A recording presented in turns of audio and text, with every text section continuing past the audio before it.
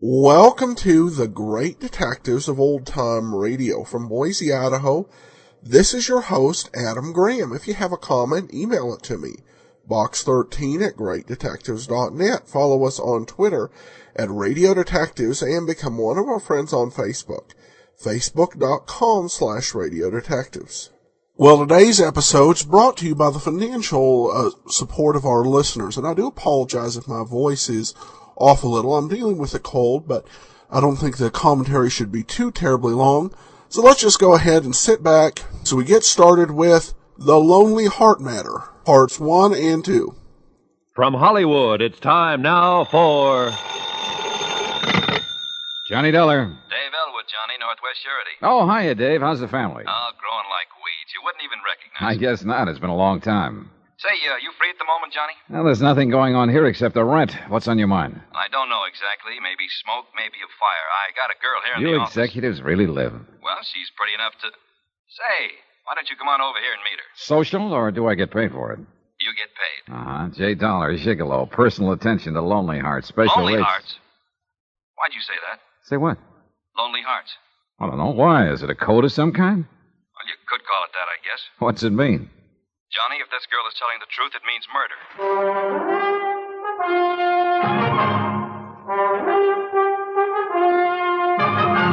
Tonight and every weekday night, Bob Bailey in the transcribed adventures of the man with the action-packed expense account, America's fabulous freelance insurance investigator. Yours truly, Johnny Dollar.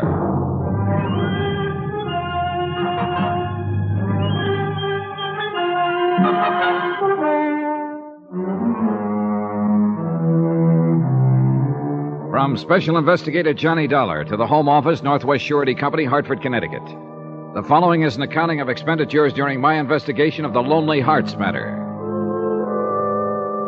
Item 1, $1.60, taxi fare from my apartment to the Northwest Surety Building in the office of Dave Elwood, Executive Claims Adjuster.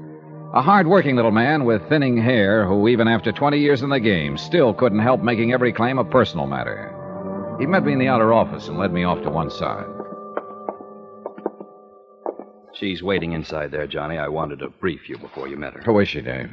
Her name is Norma Wells. She's from Chicago. She flew in from there this morning. Hasn't had any sleep, and she's pretty upset. Mm-hmm. What about it? Her father died 3 days ago. Suddenly, unexpectedly. What did he die of? Acute enteritis, supposedly. Well, the death certificate hasn't been signed yet.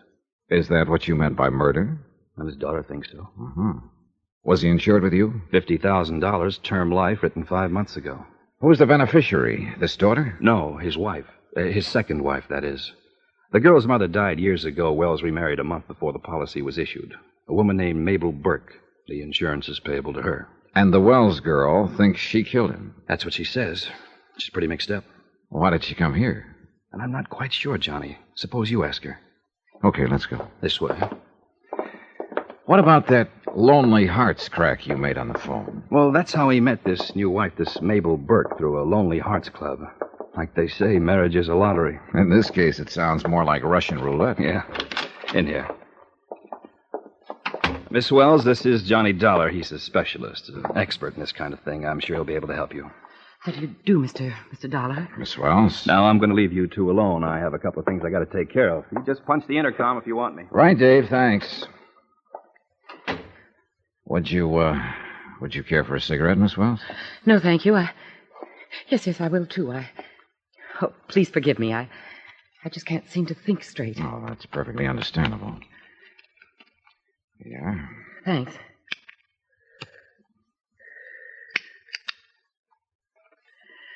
Thank you, Mr. Dollar. Sure. Forgive me for being so blunt, but when was the last time you had something to eat? Why, yesterday morning, I guess. Uh-huh.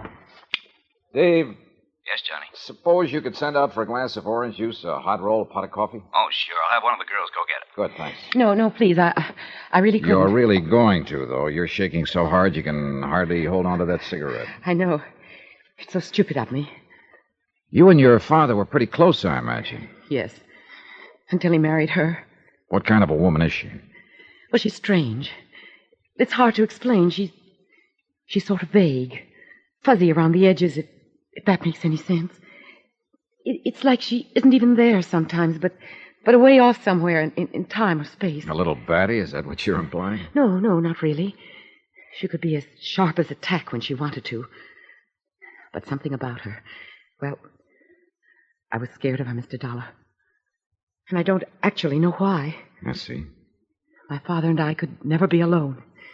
Somehow she always managed to be there, separating us, driving us apart. Did she ever say anything that would lead you to believe that? She didn't have to. Just being there was enough to... All right. I know what you're thinking. Father fixation, second wife, jealous daughter, neurotic imagination. It's a possibility, isn't it? No. Don't you suppose I thought of that? Made allowances for it? Do you think I'm a fool? I don't know what to think, Miss Wells. You told Dave Elwood you believed your stepmother had murdered your father. And so far, the only reason you've given is the fact that she was around all the time. Maybe he wanted her around. Maybe that's why he married her. Of course he wanted her around. That's not what made me suspicious. Then what did? The fact that he took out life insurance, named her as beneficiary? Not at the time. I wasn't suspicious at all, Mr. Dollar. Not until the night he died. Oh, I was hurt, yes, and I felt out of place, so... Well, I moved out of the house 3 months ago and took an apartment off the Loop. But I didn't have the slightest idea she might be planning to kill him. Did he carry any insurance before they were married? Some protection for you in case of... Oh, no, he didn't feel that it was necessary. He'd set up a trust fund, and there's some bonds and so on that I suppose will come to me. I see. No, the policy was entirely her idea. Thinking back, it seems to me she started talking about insurance the first week after they were married. And he finally gave in. If he hadn't, I think he'd still be alive. Mm-hmm. Just what were the circumstances of his death? I don't know. I wasn't there. She saw to that. What do you mean? Well, he was taken ill suddenly, in the middle of the night. He wanted her to call me, but she wouldn't do it. Why not? She claimed she didn't think it was anything serious, so there was no need of it. Instead, she called the doctor, her doctor. A few minutes after he arrived, my father died. Then they called me, after it was all over. This doctor, is he the one who has refused so far to sign a death certificate? Oh, he was going to sign it all right, until I got there and kicked up a scene. An obvious case of acute enteritis, he called it. Then he backed down, decided maybe he should have another opinion. I went to Father's doctor, but he said there was nothing he could do because he hadn't been called in at the time. He's the one who suggested I come here. Why so? He said the insurance company would help me. Since they were involved, too, they'd advise me what to do. Well, what did he think about that diagnosis, acute enteritis?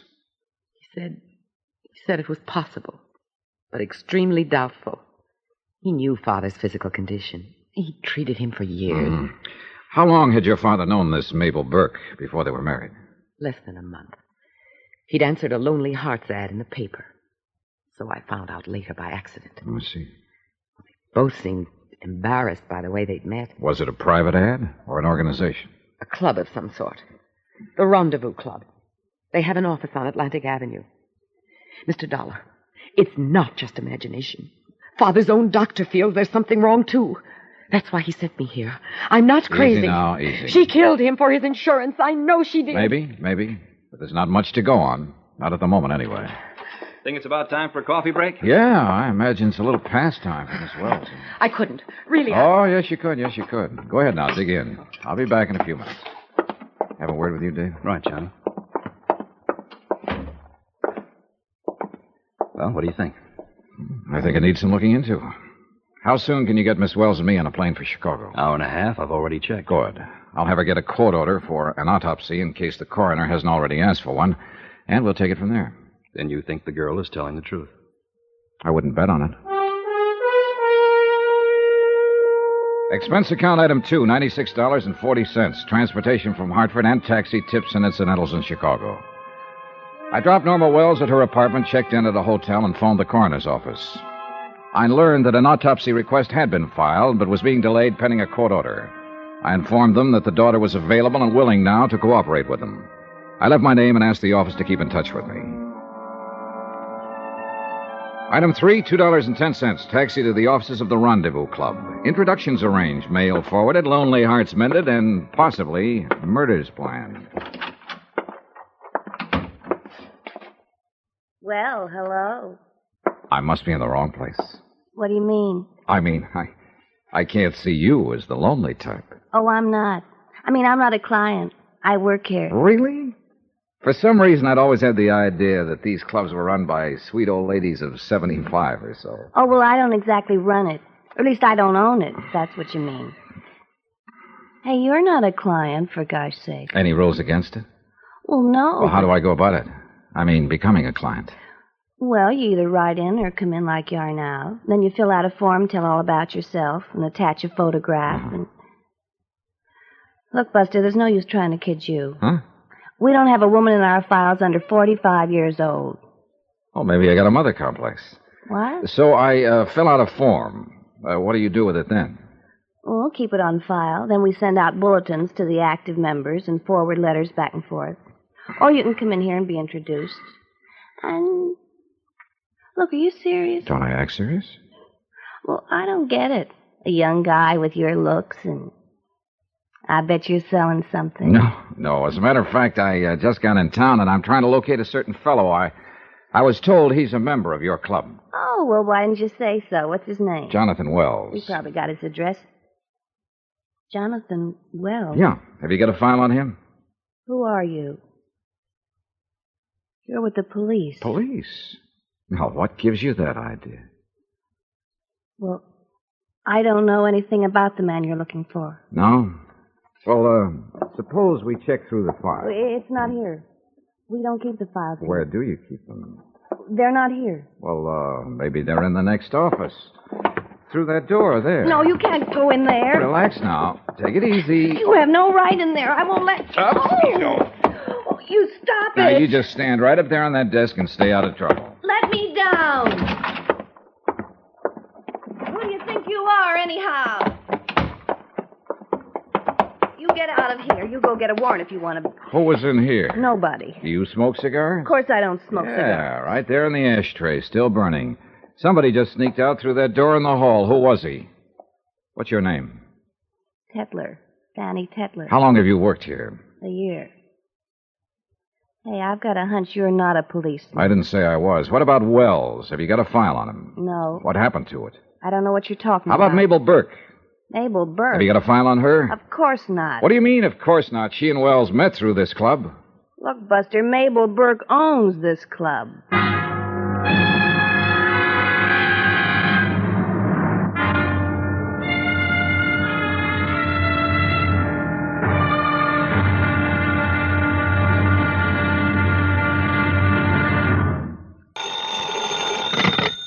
Johnny Dollar. This is Max Lancer, Mr. Dollar, DA's office. Oh? The coroner tells me you're cutting yourself in on this Jonathan Wells thing. I'm representing the insurance company. Wells carried a $50,000 policy payable to his widow. Yeah, so I hear. What about the autopsy? Any results? Not yet. The coroner's still working on it. I understand it was Wells' daughter who called you fellas in on this case. Yes, on the advice of her family doctor. I know. I talked to him. Only his version puts a different slant on things. What do you mean? Well, he thought she was suffering from temporary hysteria. He was only trying to calm her. He didn't think she'd really fly back to Hartford and stir up a mess like this. I see. Her father's sudden death must have been quite a shock to her. It may have caused her to imagine things. Things like murder? Maybe. It's possible, anyway. What do you think? I think I'll wait for the results of that autopsy, Mr. Lancer. I'll keep in touch.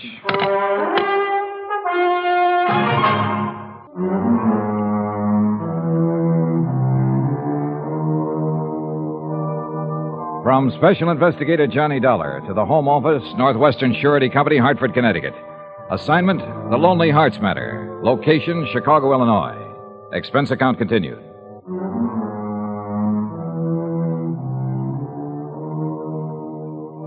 Item 6, $2.10 for a late lunch at my hotel. I finished it, went up to my room, and started trying to fit the few facts I had into some kind of a pattern that made sense. Max Lancer at the DA's office might be right. Maybe it was nothing more than just hysterical suspicion. And she'd admitted herself that she was hurt and jealous when he married Mabel Burke. Sudden death could still be natural death. And yet, all I could do at the moment was wait for the results of that autopsy. Yeah? Mr. Dollar. Who is it? It's me, Norma Wells. Oh, all right. Just a minute. Come in, Miss Wells. Thank you. What's wrong? I'm scared. Of what? I don't know exactly. Oh? Well, here. Run over here and sit down. Oh, thank you. Yeah. Now, what do you mean you don't know exactly? Could I be losing my mind, Mr. Dollar? If you were, you'd be the last one to think so. Now, tell me what's happened. Well, I went to the coroner's office to sign the authorization for the autopsy, and then went back to my apartment. And a little while later, the phone rang, and when I answered it, there was nobody on the line. A wrong number, maybe. No. I mean, there was somebody on the line, but they didn't say anything. I kept saying hello, and then there was a click, and the line went dead. And that's all that happened? No. A short time afterward, I heard footsteps out in the hall. They stopped at my door, and I kept waiting for someone to ring the bell. When they didn't, I finally got up enough courage to open the door. There was nobody there. I see. A few minutes after that, the phone rang again. The same thing as before. I couldn't stay there any longer. I ran out and got a taxi and came here. Well, who do you think might be doing a thing like that, Miss Wells? I don't know, but somebody is. I'm not just imagining things. Max Lancer, the DA's investigator, seems to think you might be. I know. He talked to me at the coroner's office. That's why I came to you, Mr. Dollar. You've got to help me, please. Be glad to, but how? Oh, there must be something you can do. Yeah. I can wait for that autopsy report. And at the moment, that's about all I can do. Without some definite evidence of a crime, something stronger than mere suspicion, we don't have a leg to stand on. But suppose the report doesn't show anything. Well, then I wipe the egg off my face and go back to Hartford. But look, maybe she was clever enough to kill my father in some way that wouldn't show up in an autopsy. Such as? I don't know. But I do know, as sure as I'm sitting here, that she married him and got him to take out that insurance policy with the full intention of murdering him. Well, such things have been known, all right. Somebody using a correspondence club to contact wealthy pigeons. Did you know that your stepmother owns that Lonely Hearts Club? Owns it? That's what the girl in charge told me. A Fanny Tetler. Do you know her? No. I've never heard of her. And neither Mabel nor my father ever mentioned that she owned the place. She apparently has somebody running it for her. A man, I think. Any idea who he might be? No. He slipped out before I got a chance to see him. Smoked cigars. He left one burning in the ashtray. Wait. Maybe it's Burton. Burton? Burton Creeley, her nephew. He smokes cigars. Well, that's the first I've heard of him. Oh, he's detestable. He moved in on us right after Mabel and my father were married. He's the main reason why I left the house. I couldn't stand him. He was always after me, bothering me. Is he still living there? I guess so. Was he in the house the night your father died? Yes. At least he was when I got there. That was an hour afterward, as I told you. Does he have a job, work anywhere? I don't think he's ever worked. He lives off of her. Uh-huh. He and your father get along all right? Oh, my father could get along with anyone. He always managed to see the best in people. And then Burton was careful to act different around him. I see. I suppose you think that's some more of my imagination. Well, frankly, Miss Wells, I don't know what to think. If there was only some way to prove what I'm sure of. Well, let's wait for that autopsy report. Meantime, I think I'll go out and talk to your stepmother. What about me? Stay right where you are. Don't go out of this room. When I get back, we'll pick up some things from your apartment, and you can check in here at this hotel for a few days. Expense account item 7, taxi to Lakeshore Drive and the beachfront residence of the late Jonathan Wells. I was beginning to feel more and more like a fool. It looked as though Max Lancer might be right. Apparently, a jealous, hysterical girl had lost her head and stirred up a nasty mess, all without one single fact to back up her suspicions. I had a hunch the autopsy report was going to show death from natural causes. For 2 cents, I'd have thrown the case over. In fact, I didn't even see where I had a case.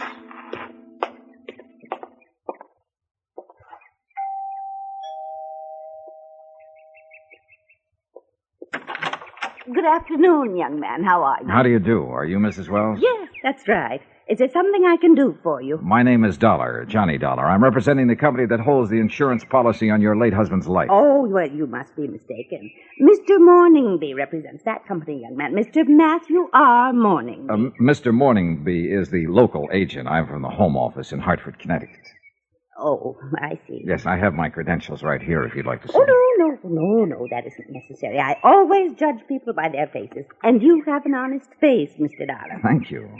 I wonder if I could ask you a few questions, Mrs. Wells. Well, I suppose so. I know this must be painful for you, and I'll try to be as brief as possible. Oh, well, now, don't you worry about me. I'm all right. Of course, I miss Jonathan and all that. He was a terribly nice man, terribly. But I think of death as just being a doorway to a greater and more glorious life.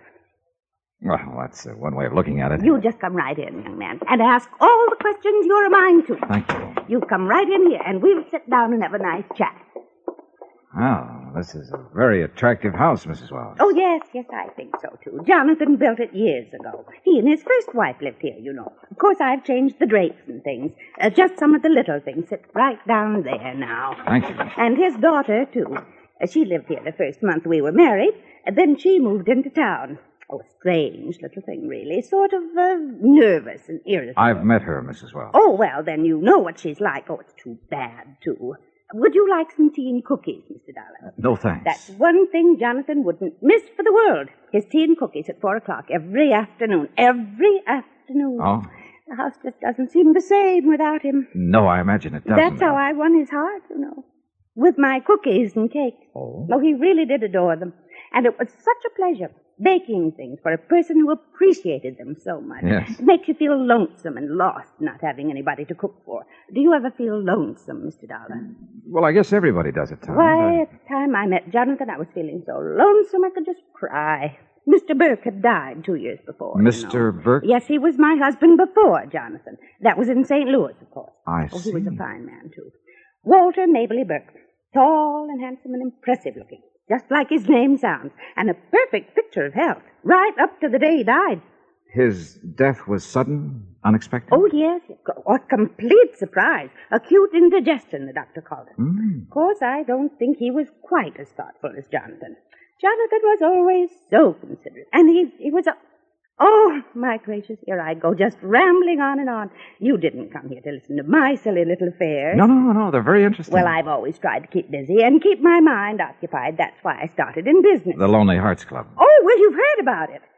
Well, I admit I felt kind of foolish at first about starting it. I mean, you know how people josh about those kinds of clubs. It was Burton's idea, really. He's my nephew, you know. Oh, dear, I wish he were here this afternoon so you could meet him. So do I. He's such a nice boy. He thought I'd do real well at that kind of business, and he was right, too, absolutely right. Oh, not money, you understand, but it was loads of fun meeting all those nice people, especially men, yes. I see. That's how I met Jonathan. So I was told. That's the way it happened. He wrote into the club, and I sent him my picture, and that's what started it. I remember when Burton showed me the letter, he said, Aunt Mabel, this one sounds like your kind of man, and he certainly was, too. Does Burton help you with the club? Oh, well, he runs it, really. He's such a sweet boy, and he works so hard. I just don't know what I'd do without Burton. I don't know what I'd do. Yes, I imagine he's a great comfort to you. Oh, you have no idea, Mr. Dollar. I suppose not. Well, I guess I'd better run along, Mrs. Wells. It's been such a pleasure talking with you. It seems like young folks nowadays don't often have the gift for conversation the way they did in my time. Well, things move faster today. Well, I certainly hope that company of yours moves fast, young man. Well, I have to start house hunting, you know. The estate and everything goes to Jonathan's daughter, and all I have is the insurance. Yes. Oh, it's such a bother, Mr. Dollar. The funeral and moving and the details. Seems like I just have the worst luck with my husbands.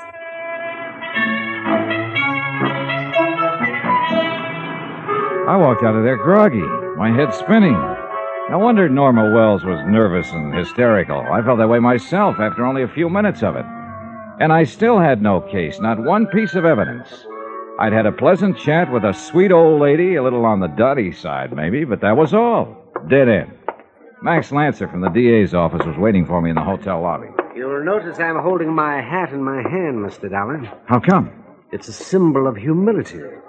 You were right all along. According to the coroner's report, Jonathan Wells died from a dose of ground glass. So it's murder after all.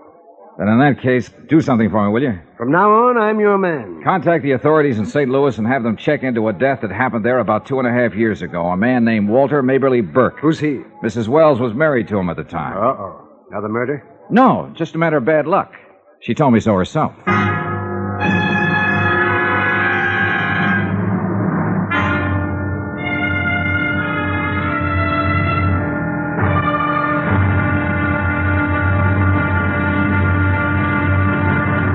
Now here's our star to tell you about tomorrow's intriguing episode of this week's story. Tomorrow, a strange attack, a scared girl, a hunt in the dark, and 13 knots make a noose. Join us, won't you? Yours truly, Johnny Dollar.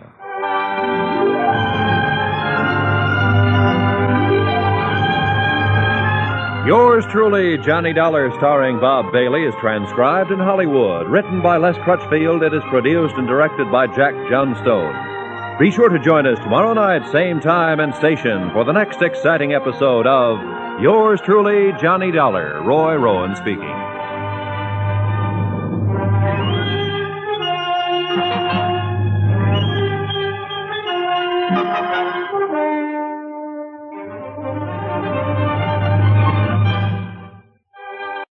Welcome back.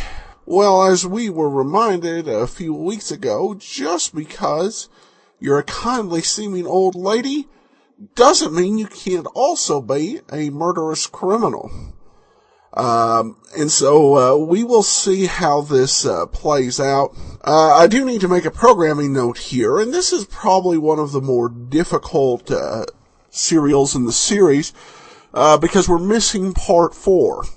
So on Friday we'll play part 3 and part 5. On Wednesday we'll play a show named Gunsmoke, though it has very little relation to the Western that you can listen to over at otrwesterns.com. So plan on that on Wednesday. It's a bit of a surprise, so I won't say anything more. Comment here from David, who says, really enjoy Yours truly, Johnny Dollar. Adding to my enjoyment is that he's based in Hartford. Last episode I listened to took place in my hometown of Waterbury, Connecticut. Well, thanks so much, David, and I think that is one of the appeals of Yours truly, Johnny Dollar, is that it is not confined to a single location. It's set throughout the country.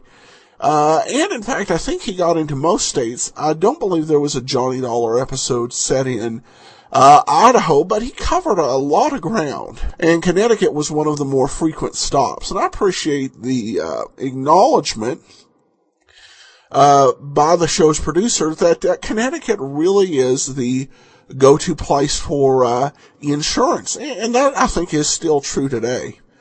All right, and one more listener comment before we go. Rebecca says, my favorite great detectives of old-time radio, regarding Yours truly, Johnny Dollar. All right, well, that will do it for now. Join us tomorrow for Mr. Malone, then on Wednesday for Gunsmoke, and on Friday we will wrap up Yours truly, Johnny Dollar. In the meantime, send your comments to box13 at greatdetectives.net. Follow us on Twitter, Radio Detectives, and become one of our friends on Facebook. We have more than 2,500, and we'd love for you to join us. Facebook.com/Radio Detectives. From Boise, Idaho, this is your host, Adam Graham, signing off.